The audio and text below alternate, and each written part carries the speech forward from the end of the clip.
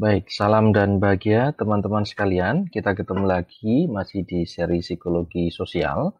Pada pertemuan kali ini kita akan membahas topik tentang prasangka, stereotip, dan diskriminasi. Pada video pertama kita akan pelajari, kita akan obrolkan bersama tentang apa itu prasangka. Teman-teman sekalian, dalam konteks kehidupan sehari-hari sesungguhnya kita selalu dihinggapi dengan persoalan-persoalan sosial berkaitan dengan prasangka. Dan dalam kehidupan berbangsa, tentu saja kita selalu menemui persoalan-persoalan prasangka dan diskriminasi ini, baik dalam konteks kehidupan beragama, kehidupan sosial, kehidupan akademik, bahkan dalam kehidupan politik ini yang paling kentara gitu ya. Lalu bagaimana kemudian prasangka bekerja, bagaimana kemudian diskriminasi bekerja, dan apa yang bisa kita lakukan untuk memutus persoalan-persoalan sosial terkait dengan prasangka dan diskriminasi. Kita akan coba bahas dalam video pendek ini nanti ya gitu. Baik, teman-teman sekalian, kalau kemudian kita dihadapkan pada orang, gambar gitu ya, atau kemudian juga peristiwa-peristiwa yang ada di lingkungan kehidupan kita sehari-hari, kira-kira bagaimana kita memberikan penilaian, bagaimana kita memberikan label terhadap orang-orang tertentu. Misalnya dalam gambar, misalnya Anda bisa lihat bagaimana misalnya pendapat Anda dengan orang Jawa, bagaimana pendapat Anda tentang orang Papua, bagaimana pendapat Anda tentang orang Tionghoa misalnya, atau teman-teman Chinese misalnya. Ini yang kemudian tentu saja pendapat Anda itu gitu ya, sedikit banyak kemudian akan muncul persoalan-persoalan tentang cara memberi label, cara memberi penilaian terhadap setiap orang yang kita temui. Orang Jawa di banyak pendapat kemudian distereotipkan dengan yang kelemar-kelemar dan sebagainya begitu ya. Kemudian orang Papua misalnya distereotipkan dengan label-label tertentu, teman-teman Chinese juga distereotipkan dengan label-label tertentu misalnya. Sehingga pendapat-pendapat kita ini nanti di dalam lingkungan pergaulan itu akan membentuk, akan berpengaruh terhadap cara kita berkomunikasi, terhadap cara kita membangun hubungan dengan orang-orang di sekitaran kita. Kita lihat dulu bagaimana definisi dari stereotip. Nah, stereotip ini, teman-teman sekalian, adalah keyakinan bahwa semua anggota kelompok sosial tertentu memiliki karakteristik atau sifat yang sama. Jadi saya mengatakan misalnya orang Jawa itu kelemar-kelemar, distereotipkan begitu, lemah lembut begitu ya. Kemudian distereotipkan juga beraninya dari belakang misalnya begitu. Itu stereotip, sebuah keyakinan di dalam benak manusia, di dalam benak orang yang mengatakan bahwa ya kalau kemudian dia orang Jawa ya semuanya akan seperti itu. Gitu ya. Misalnya kemudian teman-teman Chinese misalnya distereotipkan dengan pelit misalnya begitu ya. Kemudian semua orang akan dilabeli, semua orang teman-teman Chinese akan dilabeli dengan cara seperti itu. Jadi begitulah kemudian cara kerja stereotip yang memandang seluruh orang dari satu kelompok yang sama itu akan memiliki sikap, memiliki sifat yang sama. Nah, stereotip ini kemudian menjadi kerangka berpikir kognitif kita yang sangat berpengaruh gitu ya dalam pemrosesan informasi sosial yang akan datang. Maka ketika kemudian Anda bertemu dengan teman-teman Chinese, ketika Anda berkawan dengan teman-teman Jawa, ketika Anda bertemu berinteraksi dengan teman-teman Papua misalnya, itulah yang kemudian keyakinan itu, stereotip itu yang kemudian menjadi kerangka berpikir Anda di dalam memproses informasi-informasi itu tadi. Contoh lain misalnya karena kemudian ada pandangan di pandangan masyarakat umum bahwa misalnya transgender atau banci itu ganjen misalnya, suka colek-colek misalnya, kemudian membuat risih, maka setiap kemudian bertemu dengan teman-teman yang trans ini, kita akan menghindar misalnya. Jadi itu yang kemudian stereotip yang menempel di sebagian benak orang terkait dengan teman-teman trans misalnya. Sehingga cara kita, karena informasi yang masuk ke dalam sistem memori kita, di dalam kognitif kita itu, oh kalau transgender itu begini, oh kalau Chinese itu begini, oh kalau Jawa itu begini, kalau Medan itu begini, maka informasi-informasi itu yang kemudian membentuk penilaian kita, membentuk keyakinan kita, yang itu kemudian diwujudkan dalam cara kita merespon atau berinteraksi dengan orang-orang ini tadi, gitu ya. Nah, apa kemudian yang disebut sebagai stereotip prasangka dan diskriminasi? Kita akan coba lihat. Tadi stereotip sudah kita coba definisikan tentang keyakinan bahwa semua anggota kelompok sosial tertentu itu memiliki karakteristik yang sama. Jadi kalau Jawa ya seperti itu, kalau Cina seperti itu, kalau Papua seperti itu, dan seterusnya. Nah, keyakinan itu kemudian ada karakteristik yang sama itulah yang kemudian mendorong mendorong orang untuk kemudian memberikan labeling, memberikan pendapat-pendapat tertentu tentang itu tadi. Lalu dari mana sumbernya? Sumber stereotip itu, yang pertama, stereotip itu akan berkaitan dengan apa yang disebut sebagai outgroup homogeneity effect. Jadi kecenderungan untuk melihat kelompok lain tampak sama, sedangkan kelompok sendiri itu berbeda. Jadi kalau tadi di dalam definisi tentang stereotip tadi bahwa di dalam satu kelompok itu pasti akan sama. Jadi semua orang itu akan dicap dengan keyakinan yang sama, dengan label yang sama, yang kemudian yang kemudian orang lain itu akan berbeda dengan kelompok kita. Jadi outgroup homogeneity effect ini mendasarkan pada perbedaan. Jadi kita pasti berbeda dengan Jawa, pasti berbeda dengan Sunda, pasti berbeda dengan Papua, dengan teman-teman Chinese dan seterusnya. Kenapa itu kemudian muncul? Yang pertama tentu saja seiring dengan interaksi di dalam satu kelompok. Jadi outgroup homogeneity effect ini terjadi karena interaksi kita dalam satu kelompok. Sehingga informasi-informasi yang diterima di dalam kelompok itulah yang kemudian kita jadikan sebagai referensi, jadikan sebagai skema kognitif kita. Yang kedua, yang melihat diri sendiri itu sebagai sesuatu yang unik, gitu ya. Sesuatu yang unik yang kemudian berbeda dengan orang lain. Meskipun misalnya di dalam konteks psikologi kita memiliki postulat bahwa memang setiap orang itu pasti berbeda. Iya, dalam konteks ini tentu berbeda, tetapi dalam lingkup kepentingan sosial, dalam lingkup kelompok-kelompok sosial ini yang kemudian perlu kita pertimbangkan lagi, apakah kemudian perbedaan itu mendorong betul terjadinya stereotip, prasangka, dan diskriminasi kemudian. Yang ketiga, tentu saja karena membentuk level kelompok. Seolah-olah kemudian kelompok kita yang homogen itu kemudian lebih baik daripada kelompok yang lain, lebih baik daripada etnis yang lain, dan seterusnya. Sehingga dalam konteks itu kemudian outgroup homogeneity effect ini memunculkan di dalam sistem kognitif kita itu tentang stereotype. Nah, ketika stereotip itu langgeng, ketika stereotip itu terus-menerus dihidupi, maka akan memunculkan apa yang disebut sebagai prasangka. Prasangka itu adalah sikap negatif yang ditujukan kepada kelompok tertentu yang didasarkan keanggotaan mereka di dalam kelompok tersebut.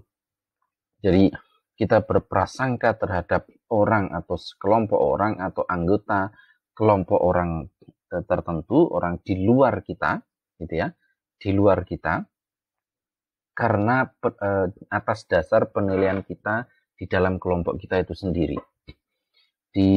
video yang lalu kita sudah sempat singgung bagaimana tipologi kelompok. Ada yang disebut in group dan disebut out group. In group itu ya kalau kita misalnya berada di dalam kelompok kita sendiri itu disebut sebagai in group. Sementara ketika kita dihadapkan pada kelompok lain itulah yang disebut sebagai out group. Kalau psikologi misalnya ya teman-teman mahasiswa psikologi itu ya in group. Nanti ketika berhadapan dengan teman-teman mahasiswa teknik, maka teknik ini disebut sebagai out group. Gitu ya. Sehingga di dalam konteks prasangka ini penilaian negatif, sikap negatif itu ditunjukkan kepada kelompok di luar kita. Kelompok yang berbeda dengan kita. Dan itu tentu saja penilaiannya dalam bentuk penilaian yang negatif. Oh si A begini, oh kelompok itu begini, dan seterusnya, itu adalah bagian dari prasangka. Nah, padahal dalam konteks tertentu, penilaian kita gitu ya, terhadap kelompok lain itu bisa jadi karena kita belum mengetahui betul bagaimana kondisi kelompok itu, bagaimana dalamannya kelompok itu bagaimana. Sehingga nanti di bagian berikutnya kita akan lihat bagaimana cara kemudian mengatasi persoalan-persoalan prasangka ini tadi. Baik, kemudian dari mana asalnya prasangka gitu ya? Kalau tadi asalnya stereotip, kemudian menjadi prasangka itu dari mana? Ini setidaknya beberapa sumber dari prasangka itu akan berkaitan dengan konflik langsung antar kelompok, bisa jadi peperangan, bisa jadi pertikaian, permusuhan, persaingan, dan seterusnya. Yang kedua juga akan berkaitan dengan teori belajar sosial yang selalu kita pelajari dalam konteks psikologi. Kemudian ada kategorisasi sosial, dan kemudian sumber kognitif dari prasangka itu sendiri, termasuk nanti adalah mekanisme kognitif lain di luar prasangka. Kita coba lihat. Konflik langsung itu pasti akan memberikan label. Jadi ketika kita dihadapkan pada konflik, pada persaingan, pada pertengkaran, pertikaian dan sebagainya, maka kita pasti akan memberikan label yang negatif terhadap orang yang berseberangan dengan kita. Itu kenapa dalam konteks Jawa misalnya ya rasan-rasan, ngomong ke wong liya dan sebagainya itu bagian dari itu.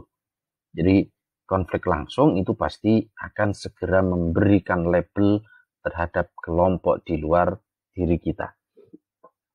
Nah, teman-teman sekalian, konflik langsung antar kelompok ini nanti akan ada beberapa teori yang berkaitan dengan itu. Setidaknya pertama berkaitan dengan teori konflik realistis misalnya.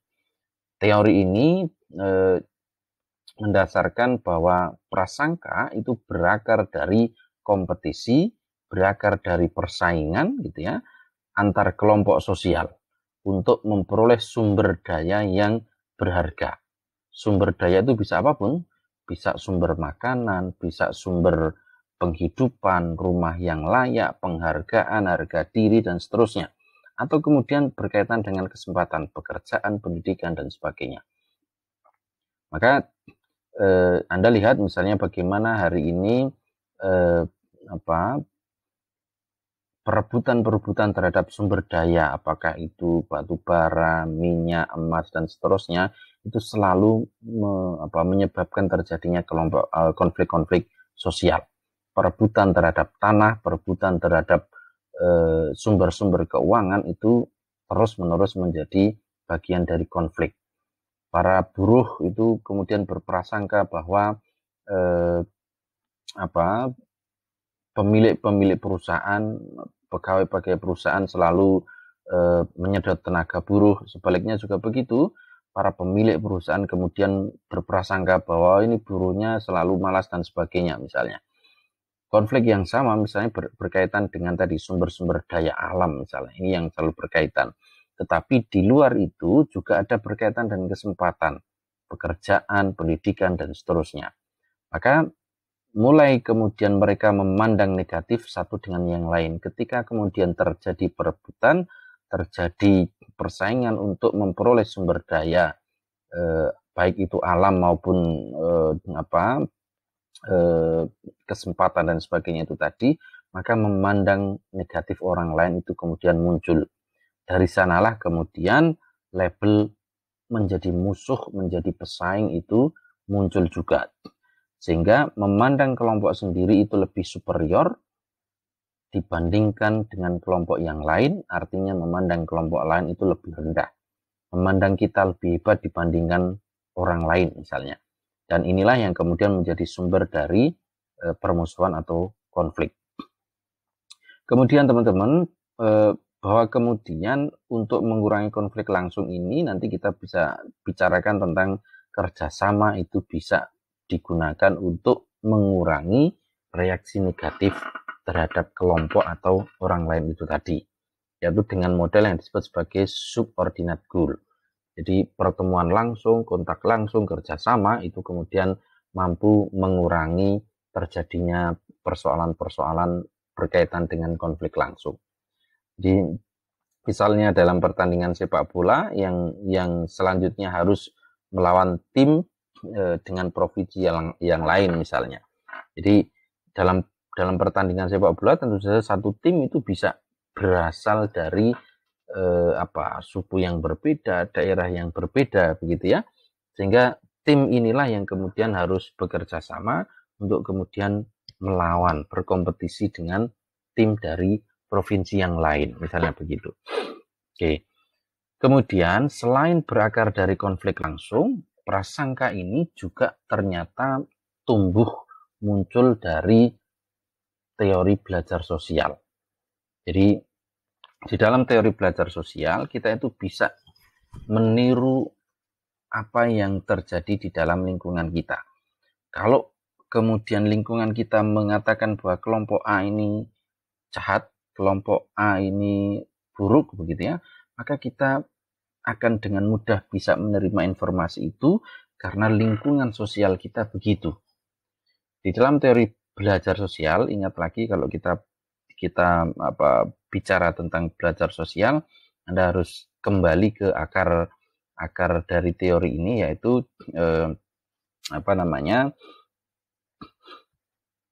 behaviorisme gitu ya, bahwa perilaku itu ditentukan oleh faktor-faktor di luar kita, yang salah satunya kita belajar soal teori belajar sosial ini, observasi, meniru dan sebagainya.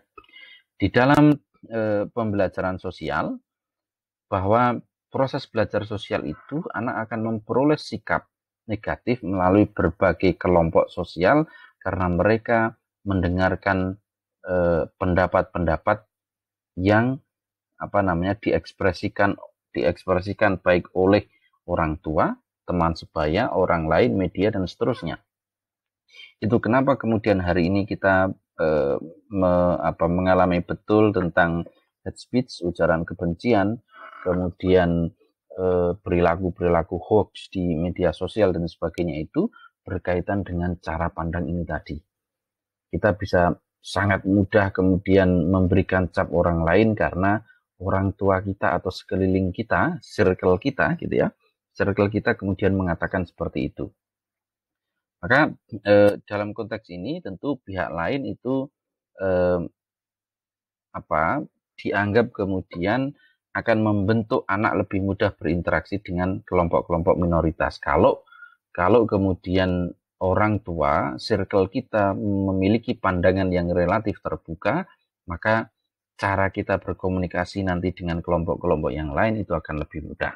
Itu teori belajar sosial, bahwa kita bisa meniru, kita bisa memodifikasi perilaku kita sesuai dengan kelompok kita, dan dalam konteks ini maka prasangka itu bisa muncul karena lingkungan sosial kita berperilaku seperti itu, berprasangka seperti itu, sehingga memberikan label pada kelompok lain itu dengan sangat mudah misalnya. Nah, yang ketiga itu kategorisasi sosial. Kategorisasi sosial ini berkaitan dengan in-group atau out-group itu tadi. Kita meyakini bahwa kelompok kita itu pasti berbeda dengan kelompok di luar kita. Gitu. Nah, di dalam kategorisasi sosial, kecenderungan untuk membagi dunia sosial di dalam dua kategori yang berbeda yaitu memandang orang lain sebagai bagian dari kelompok mereka sendiri, in-group, atau sebagai kelompok yang lain, atau dengan kata lain sebagai out-group. Nah, perbedaan itu kemudian didasarkan pada warna kulit, pada ras, agama, jenis kelamin, usia, latar belakang, pekerjaan, pendidikan, jabatan, dan seterusnya. Ini yang kemudian muncul kategori-kategori sosial. Ada raja, ada kaulo, ada presiden, ada rakyat, ada kaya, ada miskin, ada dosen, ada mahasiswa pinter, mahasiswa malas, misalnya begitu. Sehingga kategori-kategori sosial itulah yang kemudian menyuburkan prasangka-prasangka yang ada di dalam benak kita, di dalam sistem kognitif kita. Nah, kategori sosial ini juga mengakibatkan kemudian kesalahan dalam memberikan atribusi, yaitu cara menjelaskan tingkah laku seseorang yang berasal dari kedua kategori tersebut. Jadi saya menyebut bahwa misalnya ya majikan kemudian selalu berpikir bahwa anak buahnya itu begini. Sebaliknya juga begitu, anak buah selalu berpikir bahwa majikannya selalu otoriter, bla bla bla, dan seterusnya misalnya. Ini yang kemudian memberi atribusi, memberi pelabelan-pelabelan. Nah, mengatribusi positif pada in-group sebagai sesuatu yang menetap dan berasal dari dalam dirinya. Sehingga kelompok kita selalu berpikir bahwa kelompok kita lah yang benar, kelompok yang di luar sana salah. Kelompok kita lah yang kemudian paling unggul, mereka kerdil, mereka lemah misalnya, dan seterusnya. Jadi mengatribusi sifat negatif itu pada outgroup itu sebagai sesuatu yang datangnya dari luar dan tidak menetap, gitu ya. Jadi outgroup itu ya tadi saya katakan selalu dianggap lebih buruk dalam pikiran kita, begitu, atau kemudian dianggap sangat baik, dan kemudian karena baik itu kemudian kita dalam tanda petik memiliki keinginan untuk berprasangka, oh jangan-jangan dia itu berprestasi karena ini misalnya. Anda ingat, nanti bisa lihat di film Three Idiot misalnya, kalau kemudian teman kita itu ternyata lebih baik dari kita, pasti perasaan kita itu juga akan sedih, akan kecewa, gitu ya. Itu bagaimana kemudian cara melihat konteks kategorisasi sosialnya itu tadi. Nah, kesalahan di dalam atribusi itu kemudian disebut sebagai kesalahan atribusi utama, yaitu kecenderungan kita memberikan atribusi yang lebih baik dan menyanjung kelompok sendiri daripada kelompok yang lain. Jadi kelompok kita selalu dianggap sebagai kelompok yang benar, yang berhak atas ini, berhak atas itu, sedangkan kelompok lain itu ya tidak berhak, dan seterusnya. Baik, kemudian teman-teman sekalian, selain teori konflik realistis tadi, kita bicara juga soal teori identitas sosial. Ini Tafsil dan kawan-kawan ini memulai teori identitas sosial itu untuk membaca tadi kategorisasi tadi. Nah, teori identitas sosial ini menyatakan bahwa individu itu berusaha meningkatkan harga diri dengan mengidentifikasi diri dengan kelompok sosial tertentu. Jadi kita merasa misalnya lebih baik dari kelompok lain karena kita membandingkan. Ada teori social comparison di sana, ada teori perbandingan sosial di sana. Nah, syarat kelompoknya adalah yang pertama dipersepsikan lebih superior dibandingkan dengan kelompok lain. Di dalam teori identitas sosial, kelompok kita itu selalu, kita menganggap kelompok kita itu lebih baik dibandingkan kelompok yang lain. Yang kedua, individu merasa aman dan nyaman di dalam kelompok. Karena kita berada di dalam kelompok itu kemudian kita merasa memiliki kebutuhan kita soal rasa aman dan nyaman. Nah, dengan demikian maka semakin individu itu memiliki sifat yang positif terhadap kelompok, dan ketika kemudian kelompoknya terancam, maka akan bersikap negatif kepada kelompok lain. Jadi ketika kita nyaman begitu ya, kemudian di saat yang sama kelompok kita mendapatkan ancaman, maka kita akan memandang negatif kelompok yang lain. Anda lihat misalnya di dalam beberapa sosial media, kita tahu ada cukup banyak artis hijrah gitu, dan hijrahnya kemudian ketemu dengan kelompok-kelompok Islam yang Islam hijrah gitu ya, Islam yang relatif radikal begitu, sehingga ketika dia masuk ke sana, ketika kelompoknya kemudian dibubarkan oleh pemerintah begitu, maka dia memandang bahwa pemerintah itulah yang jahat, misalnya begitu. Pemerintah itulah yang kemudian harus diserang balik dan seterusnya. Termasuk misalnya di dalam lingkungan sosial sehari-hari kita memandang kelompok-kelompok yang lain yang kemudian menjadi ancaman. Misalnya kemudian Cina selalu dianggap sebagai ancaman, Jawa dalam konteks Papua selalu dianggap sebagai ancaman, dianggap sebagai penjajah dan seterusnya misalnya.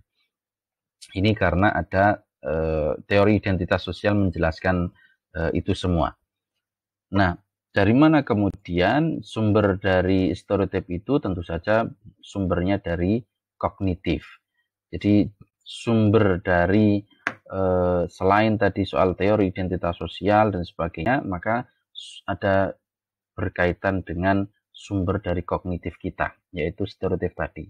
Maka prasangka itu adalah langkah berikutnya dari stereotip. Ada stereotip, prasangka, nanti kemudian akan bergerak, kalau ini terus dipupuk, akan bergerak ke ruang diskriminasi. Misalnya dalam konteks ini Anda bisa melakukan listing gitu ya, ngelis misalnya karakteristik, bagaimana sih karakteristik kelompok sosial, misalnya orang Solo itu bagaimana, transgender bagaimana, kemudian punker gitu ya bagaimana, psikolog itu bagaimana karakteristiknya misalnya. Itu berkaitan dengan stereotip kita, berkaitan dengan skema kognitif yang ada di dalam sistem kognitif kita, di dalam memori kita. Nah, mekanisme kognitif lain dalam prasangka ini berkaitan dengan hubungan yang ilusi atau palsu. Jadi hubungan palsu ini berkaitan kecenderungan melebih-lebihkan penilaian tingkah laku negatif dalam kelompok yang relatif kecil.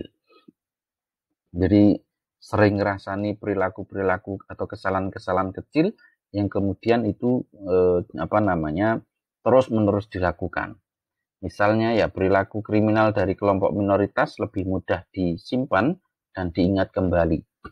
Ketika kemudian kelompok minoritas melakukan kesalahan kecil misalnya, itu yang kemudian dibombardir, diangkat terus isunya, sehingga seolah-olah kemudian kita punya hak untuk menekan itu tadi. Dalam konteks bulan puasa hari ini misalnya,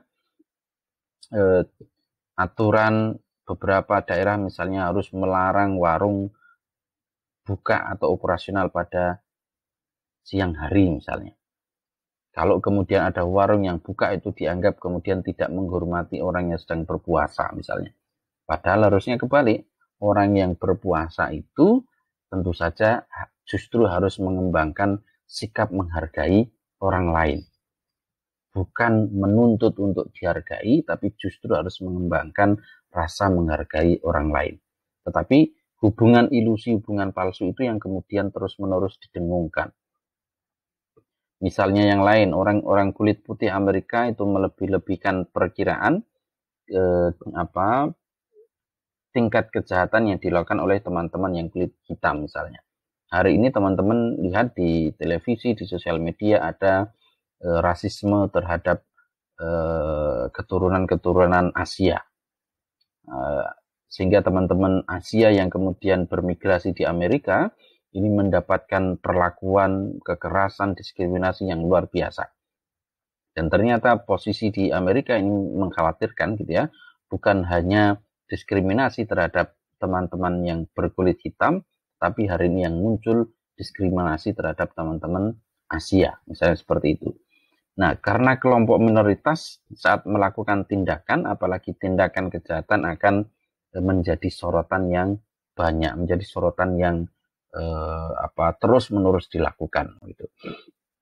Kemudian ada yang disebut sebagai ilusi homogenitas outgroup.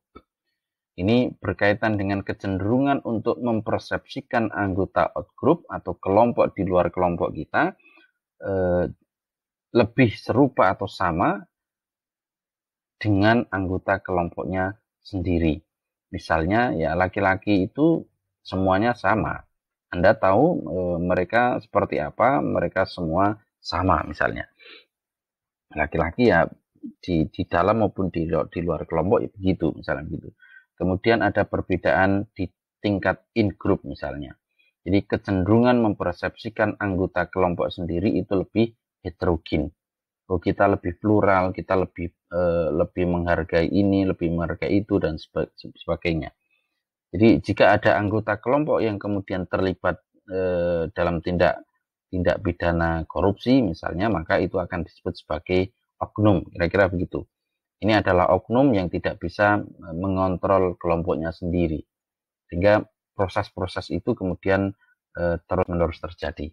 Lalu bagaimana memutus siklus prasangka? Psikologi sosial itu percaya bahwa anak itu mempelajari prasangka dari orang tua atau orang dewasa yang ada di sekelilingnya, termasuk media massa. Jadi bayangkan misalnya hari ini anak-anak bermain dengan gadget yang tentu saja cara filternya sangat sulit bagi mereka, sehingga kekerasan-kekerasan verbal itu mudah terjadi. Bayangkan anak-anak kemudian bicara soal kafir terhadap orang lain gitu ya, menganggap dirinya paling benar dan sebagainya ini. Sehingga untuk mengurangi prasangka ini maka perlu mendorong orang tua dan orang-orang dewasa untuk kemudian melatih anak untuk tidak fanatik gitu ya. Mencegah orang tua dan orang dewasa melatih anak menjadi fanatik. Karena begitu fanatik, maka perbedaan yang ada di sekelilingnya itu dianggap sebagai musuh. Begitu. Kemudian selain memutus dengan teori belajar sosial itu, maka yang lain adalah kontak antar kelompok. Prasangka itu bisa dikurangi dengan hipotesis soal kontak atau berhubungan langsung. Kita memandang bahwa si A itu begini-begini karena kita tidak memiliki pengetahuan yang utuh tentang si A. Kemudian kelompok B itu juga ini begitu ya, karena kita tidak pernah punya pengalaman yang utuh, tidak punya pengetahuan yang utuh tentang kelompok B itu, sehingga kita memberikan prasangka. Jadi hipotesis kontak adalah pandangan bahwa peningkatan kontak antara anggota dari berbagai kelompok sosial itu relatif efektif untuk mengurangi prasangka di antara mereka. Kemudian dengan cara apa? Dengan cara tentu saja meningkatkan kontak antar anggota dari kelompok yang berbeda dalam rangka membangun pemahaman dan kesamaan. Jadi yang dicari kemudian kesamaannya, yang dicari bukan perbedaannya, yang dicari adalah kesamaannya. Yang kedua, meningkatkan kontak untuk mengurangi ilusi homogenitas itu tadi. Nah, namun teman-teman, dalam hal ini dapat terjadi jika status sosialnya sama. Artinya melibatkan kerjasama dan ketergantungan harus memungkinkan mengenal satu dengan yang lain. Maka kalau kemudian meskipun berbeda suku, berbeda agama, kalau kemudian memiliki kontak yang relatif erat gitu ya, kontak yang relatif intens begitu, maka kemungkinan untuk terjadinya prasangka itu akan berkurang. Kemudian teman-teman sekalian, hipotesis kontak yang kemudian diperluas itu juga akan berkaitan dengan bagaimana cara mengetahui telah terjalin persahabatan dengan outgroup. Fungsinya apa? Membangun persahabatan dengan outgroup itu ya adanya persahabatan antar outgroup itu mengindikasikan sesuatu dapat diterima oleh kelompok. Yang kedua, mampu kemudian mengurangi kecemasan interaksi dengan kelompok lain. Yang ketiga, tentu menunjukkan bahwa anggota sebuah outgroup itu tidak perlu membenci anggota dari kelompoknya sendiri. Artinya kita tidak bermusuhan dengan kelompok di luar kita misalnya. Kemudian persahabatan itu mampu meningkatkan empati dan pemahaman antar kelompok. Nah, cara yang lain adalah melakukan kategorisasi ulang. Jadi kategorisasi ulang ini adalah perubahan batas in-group dan out-group. Itu kenapa dalam konteks kebangsaan Indonesia kita mengenal tentang Bhinneka Tunggal Ika. Bhinneka Tunggal Ika itu adalah bentuk dari kategorisasi ulang di mana Nusantara itu terdiri dari berbagai suku, Jawa, Sunda, Madura, Batak, dan seterusnya. Itu adalah kategorisasi, kemudian dikategorisasi ulang menjadi sebuah bangsa dengan semboyan Bhinneka Tunggal Ika. Nah, hasil dari kategorisasi ulang ini, orang yang sebelumnya kita sebut sebagai outgroup, sekarang dapat dipandang sebagai in-group. Yang dulu dianggap berbeda bukan bagian dari kita karena proses kategorisasi ulang itu menjadi bagian dari kita. Ini tampak misalnya kalau kita misalnya mendukung kesebelasan kita melawan misalnya Malaysia atau Singapura atau Thailand, maka kesebelasan itu merepresentasikan kategorisasi itu. Karena pemain-pemainnya bisa jadi berasal dari Jawa, bisa berasal dari Papua, bisa berasal dari Batak, dan seterusnya. Tapi itu menunjukkan bahwa kita adalah bagian dari mereka. Oke. Kemudian teman-teman sekalian, selain itu, cara mengatasinya adalah dengan intervensi kognitif. Jadi dampak dari stereotip itu tentu saja dapat dikurangi dengan memotivasi orang lain, memotivasi diri sendiri untuk tidak berprasangka. Misalnya tentu saja mendorong seseorang untuk memikirkan orang secara lebih hati-hati. Dengan begitu, mempertimbangkan keunikan karakteristik daripada keanggotaannya di dalam kelompok. Jadi karakteristik itu tentu pasti manusia berbeda, tetapi cara penilaian kita terhadap orang lain itu lebih hati-hati. Kemudian yang terakhir di dalam konteks bagaimana upaya mengurangi prasangka dan stereotip, ini tentu saja dengan menggunakan pengaruh sosial. Jadi individu itu memperoleh sikap gitu ya, kesukuan dan etnis melalui proses pembelajaran sosial. Kalau kemudian ketua kelompok, tokoh-tokoh suku dan sebagainya itu bisa memiliki pikiran yang terbuka, memahamkan kepada anggota kelompoknya bahwa ya kelompok kita tidak perlu kemudian melakukan prasangka dan penilaian buruk terhadap kelompok yang lain, tentu saja itu akan efektif. Yang kedua, prasangka dan stereotip itu muncul dari faktor sosial dan pengalaman. Jadi pengalaman berinteraksi dan sebagainya itu, maka pengaruh sosial menjadi penting di sana. Sehingga sangat memungkinkan teknik pengaruh sosial untuk mengurangi reaksi terhadap pengalaman ataupun reaksi terhadap interaksi-interaksi antar kelompok tadi. Dengan menggunakan kelompok rujukan itu ya tokoh sosial, tokoh agama, kepala-kepala suku, kepala-kepala adat, tokoh politik dan sebagainya itu untuk mengubah pandangan kita terhadap kelompok yang lain. Jadi misalnya orang yang disukai memberikan contoh dan penjelasan mengenai objek dari prasangka. Maka tokoh-tokoh politik, tokoh-tokoh agama itu memiliki ruang pengaruh sosial yang penting bagi anggotanya untuk menghindarkan terjadinya konflik sosial berupa stereotip maupun prasangka. Yang pada akhirnya nanti kalau prasangka ini terus-menerus terjadi begitu ya, maka diskriminasi terjadi. Tetapi kalau kemudian prasangka ini bisa dikurangi terus, maka diskriminasi itu juga tidak akan terjadi. Sampai di sini teman-teman sekalian, nanti kita akan lanjut pada tema tentang diskriminasi. Terima kasih dan salam.